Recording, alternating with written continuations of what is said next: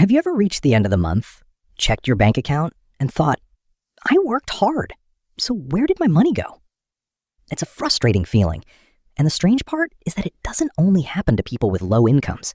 It happens to people making $50,000 a year, $100,000 a year, and sometimes even more. Because most money problems don't begin with one huge mistake. They begin with dozens of small decisions that seem completely harmless at the time. The truth is, money rarely disappears all at once. It usually slips away quietly, one small choice after another, until one day you look at your account and wonder what happened. And the worst part is that most of these habits feel completely normal because everyone around us is doing the same thing. Today, I want to share 5 of the most common money mistakes people make, not to make anyone feel guilty, because we've all made them, myself included, but to help us notice the patterns that quietly hold us back.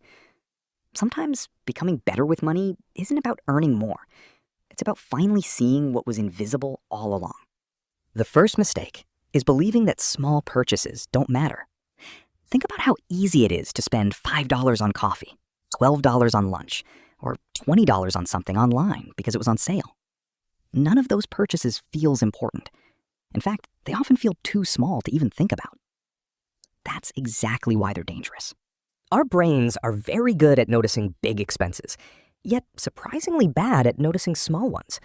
We carefully compare prices before buying a television, but we rarely stop to question dozens of tiny purchases that happen almost automatically throughout the week. Individually, they don't seem like much, but together, they slowly become hundreds and eventually thousands of dollars every year.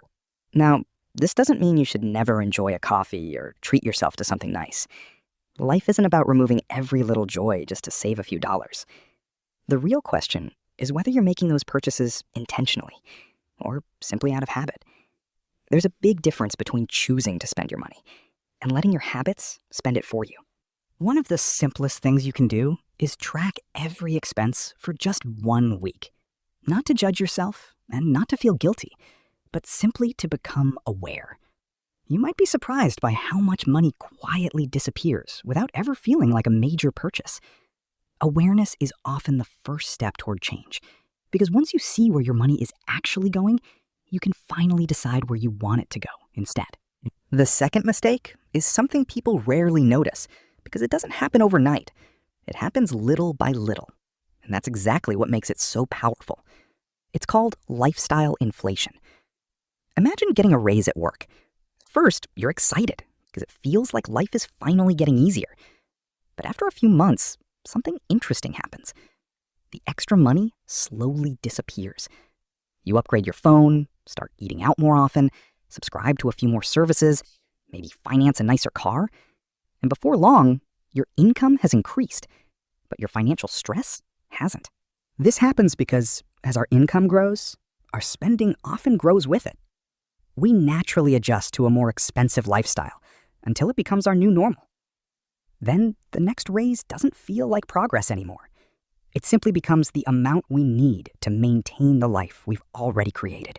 There's nothing wrong with enjoying the rewards of your hard work. If you've earned more, it's perfectly reasonable to improve your quality of life. The problem begins when every dollar of additional income immediately turns into additional spending. That's when your paycheck gets bigger, but your future doesn't. One habit that can make an enormous difference is deciding in advance where your next raise will go. Instead of allowing all of it to disappear into a more expensive lifestyle, choose to save or invest part of it before you ever get used to having it. That single decision can quietly change your financial future without making you feel like you're sacrificing everything today. The third mistake isn't really about credit cards. It's about psychology. Credit cards are incredibly convenient, and in many situations, they can be useful financial tools. The problem is that paying with a card doesn't feel the same as paying with cash. When cash leaves your hand, your brain immediately notices the loss. When you tap a card or your phone, the experience feels almost effortless, even though the money is still leaving your account. Because the emotional discomfort is smaller, it's easier to spend more than we originally planned.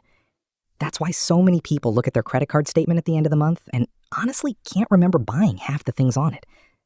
None of those purchases seemed significant in the moment, but together, they created a balance that suddenly feels overwhelming.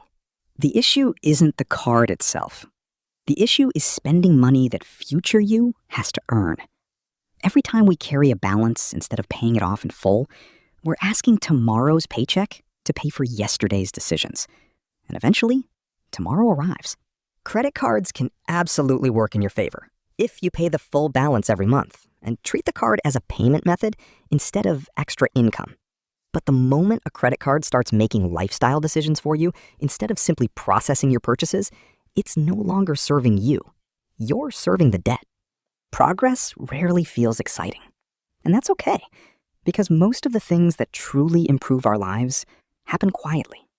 They don't arrive with a big celebration or a dramatic turning point. They grow through small decisions that hardly seem important in the moment. And that brings me to what I believe is the biggest money mistake of all: waiting. Waiting until next month, waiting until the next raise, waiting until life finally slows down, waiting until you have enough to start saving. I've said those things before, and maybe you have too. The problem is that life doesn't wait. Inflation doesn't wait, unexpected expenses don't wait, and opportunities don't wait either. If we're always waiting for the perfect time, there's a good chance we'll spend our entire lives waiting. One of the biggest lessons I've learned is this: financial confidence doesn't come before action. It comes because of action. Nobody wakes up one morning magically becoming good with money. It happens one decision at a time. 1 week of tracking your spending. One automatic transfer into savings. One credit card payment that's a little larger than last month. One unnecessary purchase you decide to skip. None of those moments feels life-changing, but together, they slowly change the direction of your life. And honestly, I think that's the part social media doesn't show us enough. We see people celebrating big paychecks, luxury vacations, new cars, and investment wins. What we rarely see are the hundreds of quiet decisions that made those moments possible. Saving instead of spending, cooking instead of ordering, waiting instead of buying, and choosing consistency over excitement. Those choices aren't glamorous. They're almost invisible. But they're the reason some people slowly build financial freedom while others always feel like they're starting over. Before we finish, I want to leave you with one thought. If nobody ever taught you how money works, please don't blame yourself. Most of us were never taught how to build an emergency fund, how to use credit wisely, how to budget without feeling restricted, or how to think long-term instead of paycheck to paycheck. So if you've made money mistakes, you're not behind. You're not a failure, and you're certainly not alone. You're learning something that many people never take the time to learn, and that matters more than you think. If there's only one sentence I hope stays with you after this video, it's this: your financial future won't be changed by one perfect decision. It will be changed by hundreds of ordinary decisions, repeated consistently. That's how debt gets paid off. That's how savings grow. That's how investments compound. That's how peace of mind is built. Not overnight, not next week, little by little, day by day. Before you go, I'd love to ask you something. Which of these money mistakes do you think has cost you the most? Leave it in the comments. I read every single one because I genuinely want this channel to be a place where ordinary people can learn from each other, not feel judged. And if this video gave you even one idea that made you think differently about money, I'd love for you to subscribe. Not because I have all the answers. I don't. I'm still learning too. But every week, I'll share practical lessons, honest observations, and simple ideas that can help all of us make better financial decisions. One small decision at a time. Thanks for watching. Take care of yourself, and I'll see you in the next video.